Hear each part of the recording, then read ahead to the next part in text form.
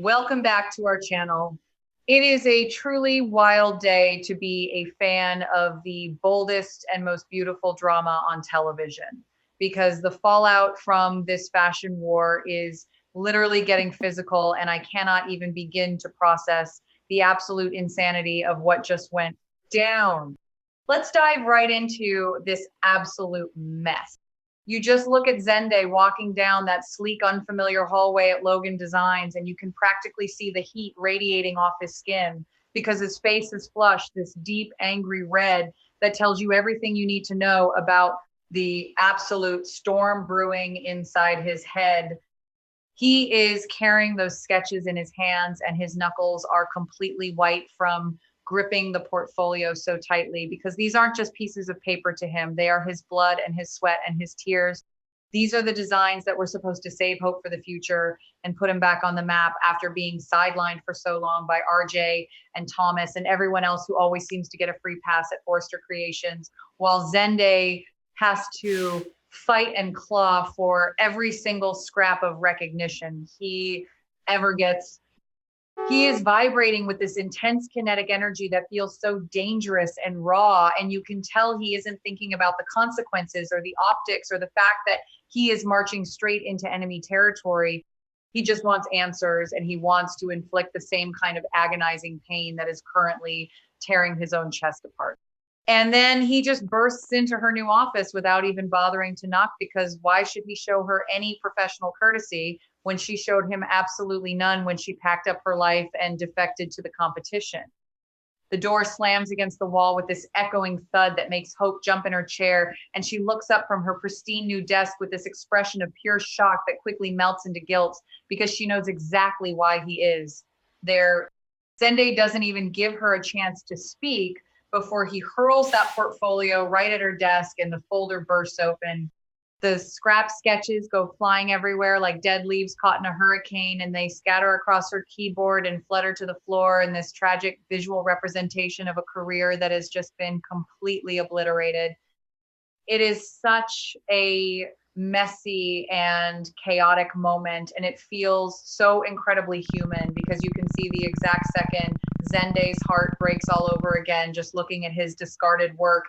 He starts screaming at her, and his voice is cracking with this raw, unfiltered agony that makes you want to look away, but you absolutely cannot. He tells her that she destroyed his career, and he doesn't just mean she set him back a few months. He means she literally took a sledgehammer to his entire future in the fashion industry. He poured his soul into that collection because he believed in her and he believed in their partnership, and he thought they were a team fighting against the corporate machine of Steffi and Ridge. But instead of standing by him, she just abandoned ship and left him holding the bag while she went off to play dress up at Katie's new company. You have to wonder how Zenday even managed to hold it together this long, because the sheer humiliation of having your entire collection shelved so Hope could go start a rival line with her brother Deke Sharp, of all people, is just too much for one person to bear. Deke has zero experience, and Zenday has dedicated his entire life to this craft, and Hope just tossed him aside like last season's accessories. Hope is sitting there surrounded by his ruined sketches, and she is stammering and trying to find the words to de-escalate the situation because she can see that Zenday is completely unhinged right now. She tries to explain herself, and she starts talking about self-respect and how she had to leave Forrester because she was suffocating under Steffi's thumb. She tells him that her line was paused and her funding was cut, and she was being treated like a second-class citizen in the company her own family helped build, and she just couldn't take the disrespect anymore. She needed to breathe, and she needed to create without constantly looking over her shoulder, waiting for the next axe to fall. It makes sense in her head because she is operating from a place of survival, and she truly believes she had no other choice if she wanted to save her own sanity and her own brand. But Zenday is not hearing a single word of it because all her excuses just sound like selfish, entitled whining to a man who has actually had to work for everything he has. He looks at her, and he doesn't see a victim of Steffi's corporate bullying. He just sees a selfish opportunist who threw away her loyalty to the Forrester family. The second thing's got a little bit difficult. The buzzing in his ears is getting louder and louder, and you can see this dark red mist descending over his eyes as he listens to her justify her betrayal. He steps closer to the desk, and the physical proximity between them becomes incredibly suffocating and tense. The air in the room feels thick and heavy, and it is almost hard to breathe just watching them because, something terrible is about to happen. Words are failing him, and the sheer magnitude of his hatred is bubbling up into his throat, and he feels like he is going to explode if he doesn't do something to make her understand the depth of his suffering. A slap, a literal slap in the face. The sudden violent motion comes out of nowhere, and the crack of skin on skin is so loud it sounds like a gunshot echoing through that sleek, modern Logan Designs office.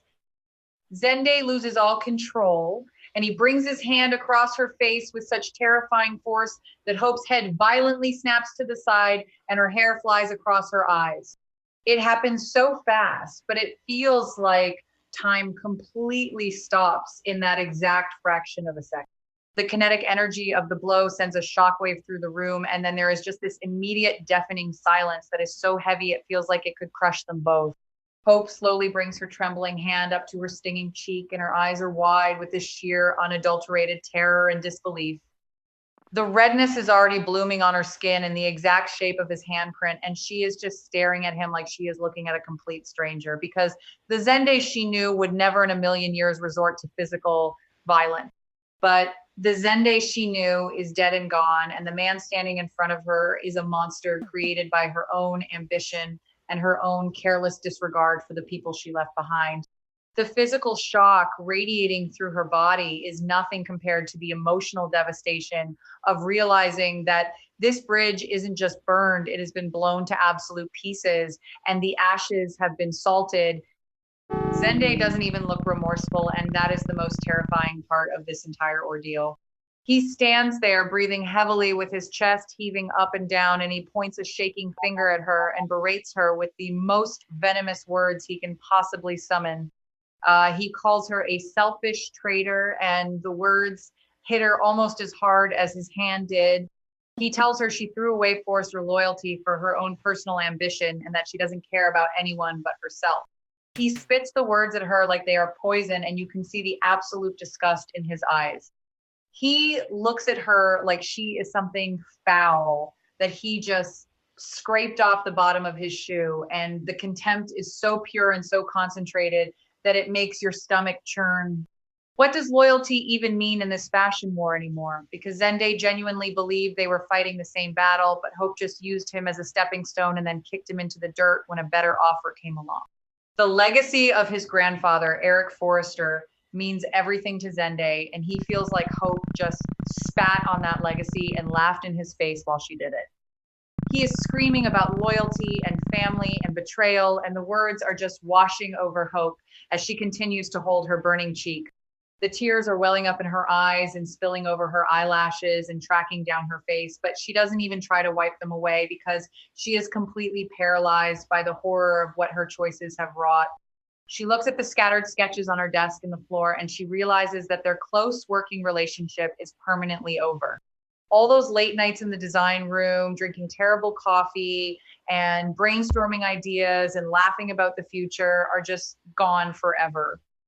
They are never going to collaborate again, and they are never going to share that creative spark again, because you cannot unslap someone and you cannot unsay the things that Zende just said. The profound connection they shared as artists and friends has been violently severed, and there is absolutely no going back from this moment.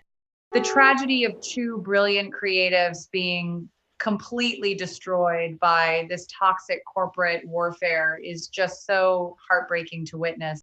This perceived betrayal has mutated Zende's soul and turned him into a completely different person. He is no longer the ambitious, eager designer who just wanted to make his grandfather proud. He is a man consumed by hatred and vengeance, and he is walking down a very dark path that is going to have severe consequences for everyone around him. When you let that kind of darkness into your heart, it changes the fundamental chemistry of who you are. And Zende is crossing lines he never would have dreamed of crossing before today. The violence of his reaction speaks to a much deeper psychological break. And you have to wonder if he is ever going to be able to find his way back to the light, or if he is just going to let this bitterness swallow him whole. Hope is sitting there in her fancy new office, but she has never looked more isolated and alone in her entire life. She may have Logan Designs and she may have Katie and Bill bankrolling her dreams, but she has lost a piece of her history that she can never get back. The realization that her ambition has a very real, very painful body count is finally crashing down on her, and the weight of that guilt is suffocating. She thought she was just making a business decision, but she didn't factor in the human collateral damage. And now she is paying the price in the most brutal way imaginable. The physical mark on her face will fade in a few days, but the emotional scar of this confrontation is going to last a lifetime. And what does this mean for the broader fashion war between the Logans and the Forresters? Because this physical altercation symbolizes the total breakdown of civility between these two families. There are no rules anymore, and there are no boundaries. If Zende can walk into Logan Designs and physically assault Hope, then what is stopping Brooke from doing something even worse to Katie or Ridge, from completely destroying Bill? The escalation of this conflict is spiraling out of control. And this slap is just the opening salvo in a war that is going to leave Los Angeles in absolute ruins. The messy human reality of these characters is on full display, and it is a terrifying reminder that ambition and loyalty are a volatile combination that can destroy everything in their path. Zende finally turns his back on her, and he doesn't even bother to pick up his sketches because they are dead to him now, just like she is. He marches out of the office and the door slams shut behind him, leaving Hope sitting alone in the deafening silence with her stinging cheek and her shattered heart. The empty space he leaves behind feels so cold, and the scattered papers on her desk are just a monument to their ruined partnership. You just have to sit back and marvel at the absolute wreckage they have made of their lives, because this is the kind of drama that changes everything forever. And I, for one, cannot wait to see how the rest of this explosive storyline plays out.